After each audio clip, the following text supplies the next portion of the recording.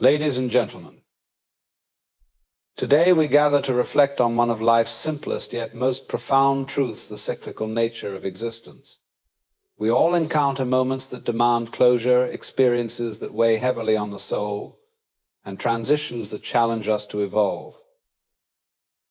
To let something end is to acknowledge that all things, no matter how beautiful or painful, have their time. Life is a river, it flows forward, never backward. Clinging to the shore of what once was only keeps us from the vast ocean ahead. Endings are not failures, they are the punctuation marks in the story of life, making way for the next chapter. When we let it hurt, we honor the depth of our feelings. Pain is often seen as something to escape, to mask, or to deny. But pain is a guide, a signal that something within us is transforming. To feel is to be alive. Let your heart ache, for in that ache lies the seed of wisdom. Healing is the sacred pause, the space where we rebuild what was broken. It does not happen overnight, nor does it erase what came before. Healing is the quiet stitching together of our scars, reminding us that though we were wounded, we endured. Be patient with yourself. Healing is not linear, it is a spiral, bringing us closer to understanding with each turn. Letting go is perhaps the most courageous act of all. It is not forgetting, nor is it dismissing the value of what was. It is releasing the grip of the past so your hands are open to receive the present. It is the trust that what's meant for you will not pass you by and that life has more to give. And finally, let it be. The past, the pain, the healing, and the release, let it all exist as part of the intricate dance of life. By letting it end, letting it hurt, letting it heal, and letting it go, we are not losing, we are becoming whole. Thank you. Life is a ceaseless flow, an ever-moving current that refuses to pause for our grasping hands. The very essence of existence is impermanence, and yet we often find ourselves desperately clinging to moments, people, and experiences, as if holding on will preserve their vitality. But the truth is that life, in its wisdom, is constantly asking us to let go, to surrender to the inevitability of change. To let something end is not a failure, nor is it a loss, it is an affirmation of the natural order of things. Endings are not the antithesis of beginnings, they are the foundation upon which new beginnings arise. Consider the rhythm of the seasons. Spring does not mourn the passing of winter, nor does summer cling to the fleeting beauty of spring. Each season arrives in its time, plays its part, and then yields to the next. This cyclical pattern is not just a phenomenon of nature, it is the underlying rhythm of life itself. Yet as human beings, we often resist this flow. We build attachments and create narratives around the things we hold dear, convincing ourselves that their continuation is essential to our happiness. But happiness rooted in permanence is an illusion, for nothing in life is truly static. To let something end requires courage, not because endings are inherently difficult, but because they confront us with the unknown. The end of a relationship, a career, or a phase of life often feels like stepping into a void. This discomfort arises from our tendency to equate endings with finality, when in reality they are simply transitions. The leaf that falls from the tree does not signal the death of the tree, it is part of a process that allows the tree to conserve energy and prepare for new growth. Similarly, the endings we experience are necessary for our own renewal. Our resistance to endings is often rooted in fear. We fear that letting go will diminish us, that we will be left with a void too vast to fill. This fear blinds us to the truth that endings are not a subtraction but a transformation. When we allow something to end, we create space for new experiences, new relationships, and new versions of ourselves. Holding on the other hand, often leaves us stuck, unable to move forward. Imagine trying to climb a mountain while carrying the weight of everything you've ever owned. To ascend, you must lighten your load, releasing what no longer serves you. Endings also demand that we confront our attachment to identity. We often define ourselves by the roles we play, the relationships we nurture, or the achievements we accumulate. When these aspects of our lives come to an end, it can feel as though a part of us is being stripped away. But identity is not a fixed construct, it is fluid, evolving with each chapter of our lives. By embracing endings, we allow ourselves to grow beyond the confines of who we were and step into the potential of who we can become. There is also a profound beauty in recognizing the finiteness of things. The knowledge that something will end does not diminish its value, it enhances it. A sunset is breathtaking not because it lasts forever, but because it is fleeting.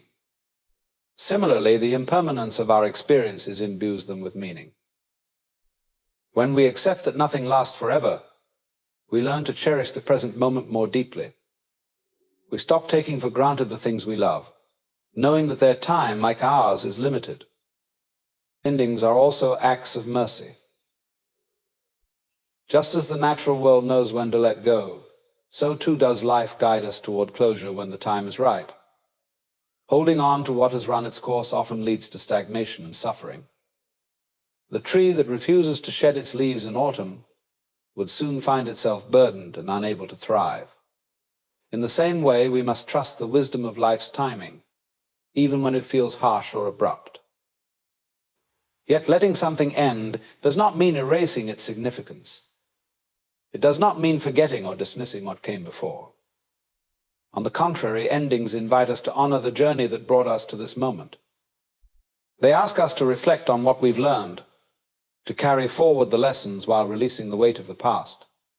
This is not an easy task, for it requires us to be both tender and resilient, to hold gratitude for what was while embracing the uncertainty of what will be. As we navigate the inevitability of endings, we may find solace in the understanding that they are not isolated events, but part of a larger continuum.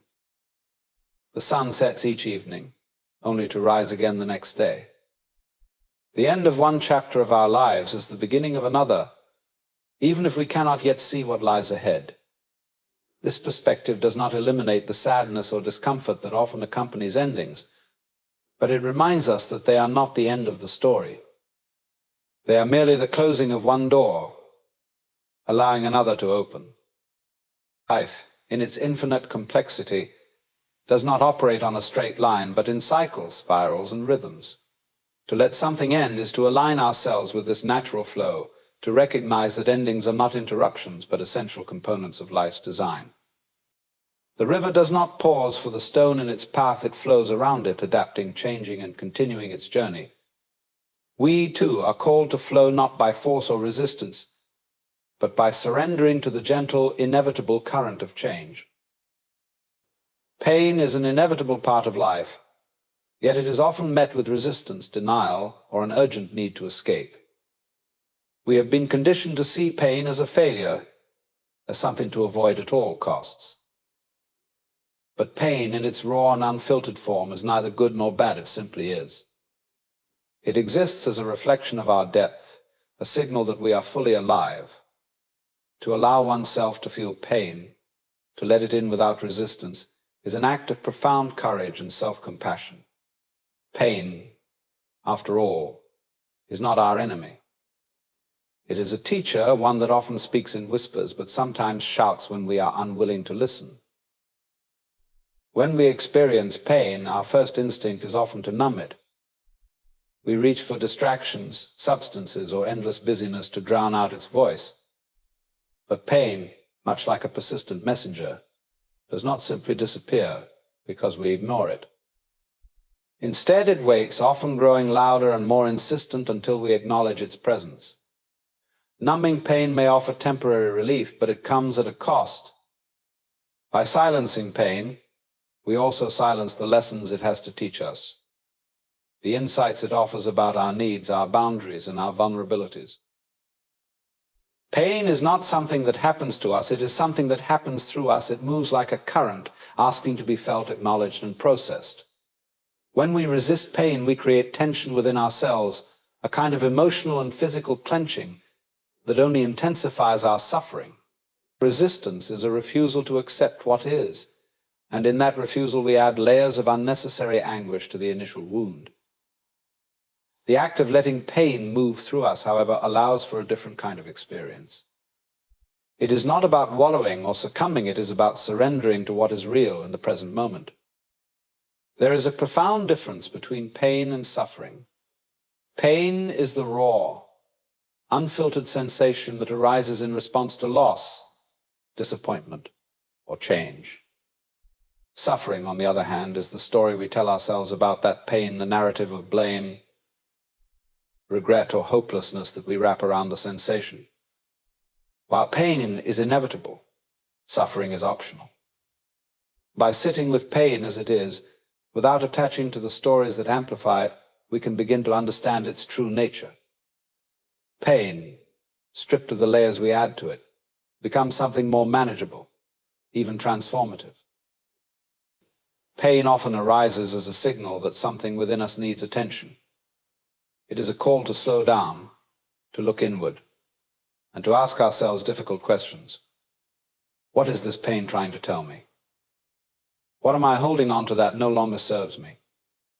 What part of myself have I neglected or abandoned? These questions are not easy to face, but they are necessary. Pain, in its raw honesty, has the ability to illuminate the places within us that are calling for healing and growth.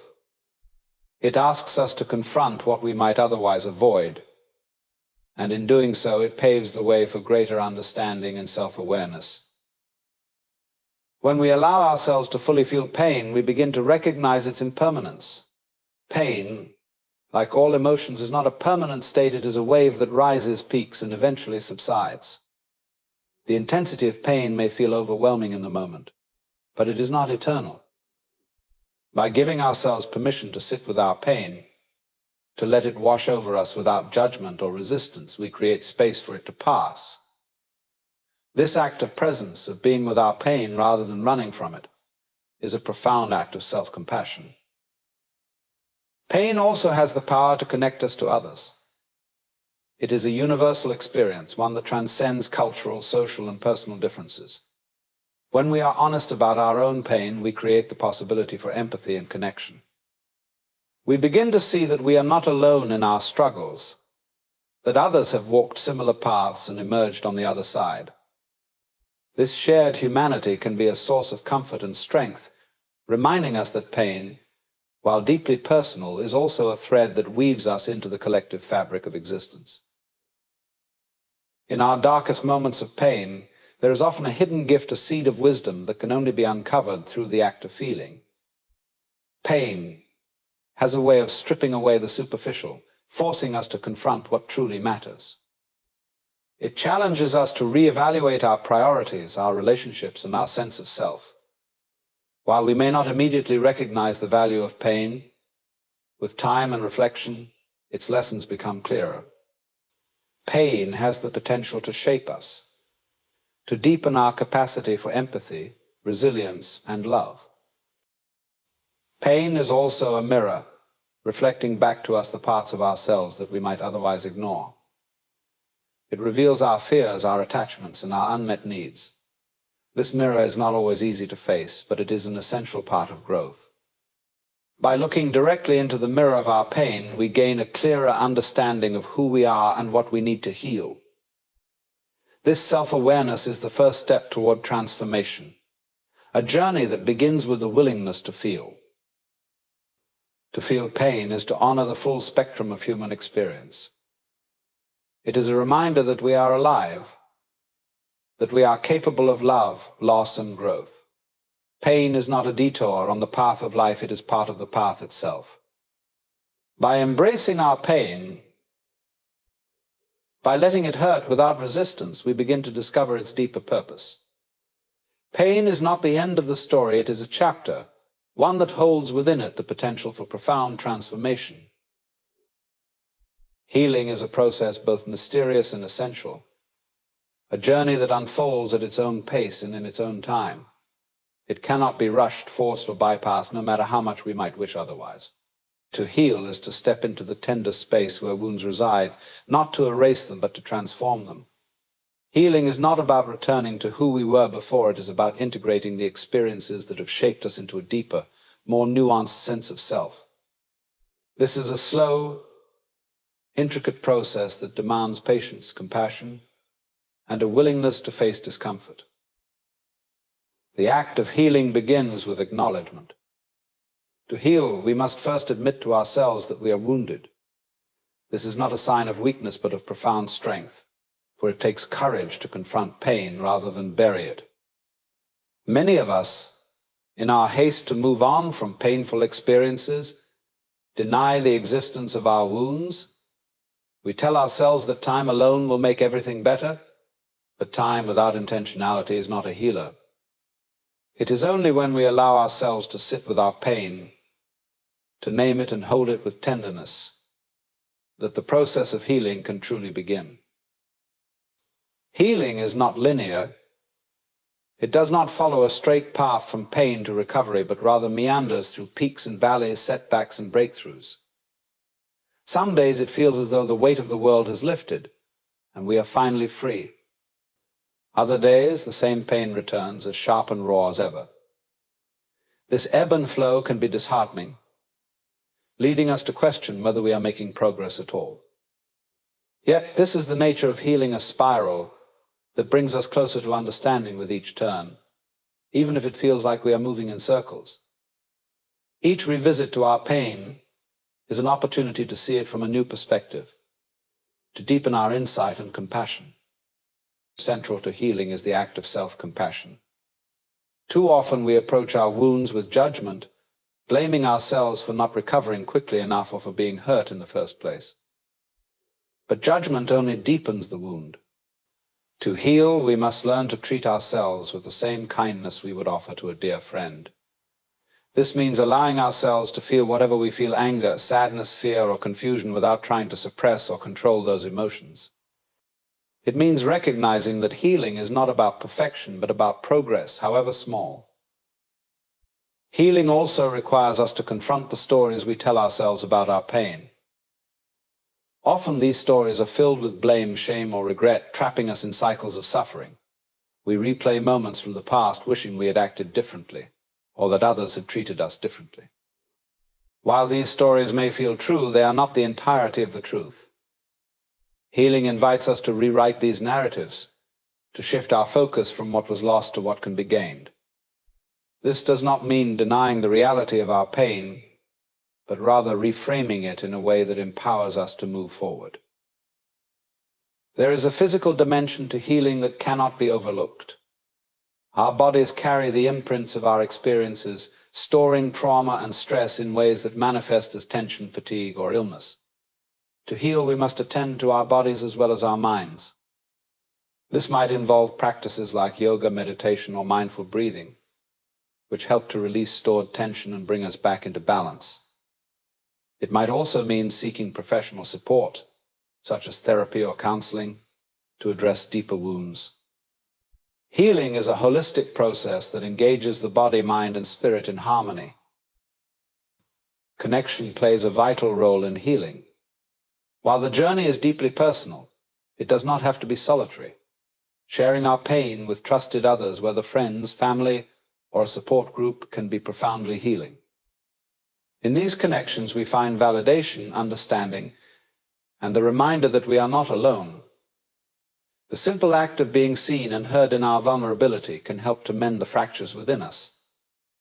At the same time, connection to something greater than ourselves, a sense of purpose, spirituality, or a deep bond with nature can provide a source of solace and strength.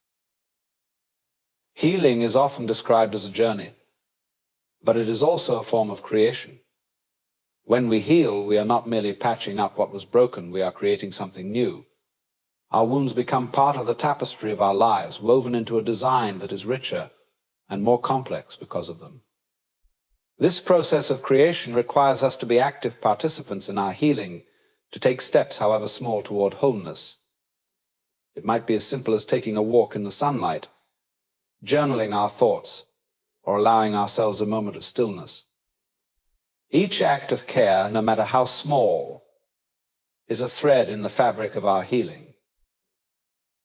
One of the most challenging aspects of healing is the uncertainty it involves. We cannot predict how long it will take or what the outcome will be. This uncertainty can be unsettling, especially when we long for a sense of control. But healing asks us to surrender to the unknown, to trust that the process will unfold as it needs to. This trust is not passive but active. It involves showing up for ourselves each day, even when progress feels invisible. Healing is deeply tied to the act of forgiveness, not just of others, but of ourselves. We may need to forgive ourselves for mistakes we've made, for the ways we've coped, or for not being able to prevent our pain. Forgiveness does not mean condoning what happened or dismissing its impact. It means releasing the hold it has over us. It is a gift we give ourselves, a step toward freedom. Through forgiveness, we reclaim the energy that pain has taken from us, channeling it into the work of rebuilding and moving forward. The journey of healing transforms us. It reshapes our relationship with ourselves, with others, and with the world around us. As we integrate our wounds into the narrative of our lives, we emerge not unscathed, but stronger, more compassionate, and more connected to the essence of what it means to be human. Healing is not about erasing our scars, but embracing them as evidence of our resilience, as reminders of the beauty that can emerge even from our most difficult experiences. Letting go is often one of the most challenging acts we face as human beings. It requires us to relinquish control, to release the tight grip we have on people, situations, or outcomes that we have invested in deeply. This act of release is not about giving up or forgetting. It is about freeing ourselves from the chains of attachment that bind us to the past. Letting go is an act of trust, not only in life, but also in our own capacity to navigate what lies ahead. It is a leap into the unknown, where we must confront our fears and uncertainties without the safety net of what was. The difficulty of letting go often stems from our desire for permanence. We long for stability, for things to remain as they are when they bring us comfort or joy. But life is not static. It is a continuous flow of change, growth, and transformation. To let go is to align ourselves with this natural rhythm, to accept that clinging to what is no longer meant for us only creates resistance and suffering. It is an acknowledgement that holding on does not preserve what we love. It often distorts it, turning our cherished memories into burdens rather than blessings. Attachment plays a central role in our struggle to let go. We become attached to people, places, and experiences because they bring us a sense of identity or security. These attachments are not inherently wrong, but when they become so strong that we resist their natural end, they begin to cause pain. To let go is to recognize that our identity and worth are not tied to external things. It is a process of untangling ourselves from the belief that we are incomplete without what we are holding on to. This untangling is not easy. It requires us to confront the fear of emptiness, of not knowing who we are without these attachments. Letting go is not a one-time decision, but a practice. It is something we must do repeatedly, often in small, incremental ways. It might begin with a single thought or recognition that holding on is no longer serving us. From there, it grows into a series of actions, whether that means releasing a physical object, changing a routine, or gently shifting our mindset. Each step, no matter how small, brings us closer to freedom. Yet there is no set timeline for this process. It unfolds differently for everyone, depending on the depth of the attachment and the readiness of the heart. One of the greatest challenges in letting go is the fear of what lies beyond. We may worry that by releasing something or someone, we are creating a void that cannot be filled. This fear is rooted in our natural aversion to uncertainty, our longing for clarity and control. But life, in its wisdom, often requires us to step into the unknown before revealing its gifts. Letting go is an act of faith, not blind faith, but a faith grounded in the understanding that change is a constant, and that every ending carries within it the seed of a beginning. Letting go also requires forgiveness, not just of others, but of ourselves. We may need to forgive ourselves for the ways we held on too tightly, for the mistakes we made, or for the time we spent clinging to something that no longer served us. This forgiveness is not about absolving ourselves of responsibility, but about releasing the weight of guilt and regret. It is a recognition that we did the best we could with what we knew at the time, and that now, with greater clarity, we can choose differently. To let go is to step out of the story we have been telling ourselves, the story that says we cannot live without this person, this situation, or this outcome. It is a shift from a narrative of dependence to one of self-reliance and trust. This does not mean we become isolated or indifferent. It means we learn to hold things lightly, appreciating them for what they are without needing them to define us or our happiness. Letting go is not an act of detachment in the sense of apathy. It is a practice of healthy detachment that allows us to engage with life fully without being consumed by it. The process of letting go often reveals our own strength and resilience. We discover that we are capable of more than we imagined, that we can survive and even thrive without the things we thought we needed. This resilience is not something we find all at once. It is something we build piece by piece as we take each step toward release. With every act of letting go, we reclaim a part of ourselves that was tied up in the past, a part that is now free to move forward. Letting go is also an act of self-love. It is a way of prioritizing our well-being, of choosing to release the things that no longer nourish us. This self-love is not selfish. It is a recognition that we cannot fully give to others or to the world if we are weighed down by what we refuse to release. By letting go, we honor our own needs and boundaries, creating a foundation of balance and wholeness from which we can live more authentically. This process, though often painful, is ultimately transformative. It changes us not by erasing the past, but by integrating it into a fuller understanding of ourselves. Each time we let go, we grow a little more into the person we are meant to be. We learn to trust not only in life's unfolding, but in our own ability to navigate its complexities. Letting go is not about forgetting. It is about remembering who we are beneath the layers of attachment, fear, and longing. Through this practice, we align ourselves with the flow of life, stepping into the freedom and possibility that await on the other side of release.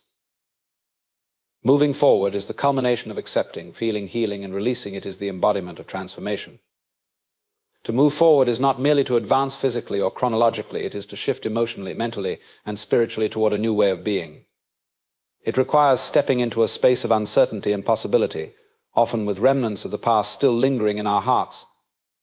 It is not about forgetting where we have been or what we have experienced, but about integrating those experiences into a broader narrative that propels us toward growth and self-discovery.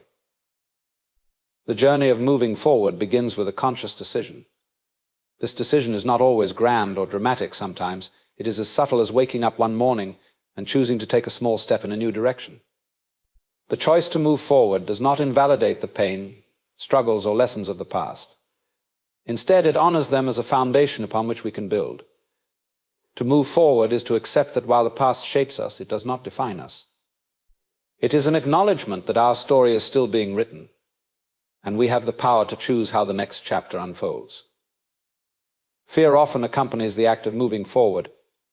The unknown stretches out before us, vast and uncharted, and the comfort of familiarity can be difficult to leave behind, even when it no longer serves us.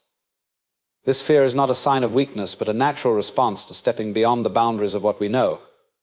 To move forward, we must learn to coexist with this fear, to see it not as a barrier, but as a companion on the journey. Fear is a reminder that we are alive, that we are pushing against the edges of our comfort zone in search of something greater. Moving forward requires us to let go of the stories we have told ourselves about who we are and what we are capable of. These stories, though often comforting, can become limiting beliefs that hold us back. Perhaps we have told ourselves that we are not strong enough, that we cannot succeed without the approval of others, or that we are defined by our past mistakes. To move forward, we must challenge these narratives, rewriting them in a way that reflects our potential rather than our limitations. This is not about denying our past, but about reframing it in a way that empowers us to grow. Resilience is at the heart of moving forward. Resilience is not about being unaffected by challenges or setbacks. It is about learning how to adapt, recover, and thrive in the face of adversity. It is the ability to bend without breaking, to find strength in vulnerability and purpose in pain. Resilience is not something we are born with. It is something we cultivate through practice, patience, and perseverance. Each time we choose to move forward despite our fears and doubts, we strengthen our resilience, proving to ourselves that we are capable of navigating life's complexities. The process of moving forward is deeply personal, yet it is also relational. As we take steps toward growth and transformation, we often find ourselves reevaluating our connections with others. Some relationships may no longer align with the person we are becoming. while new ones may emerge to support and inspire us.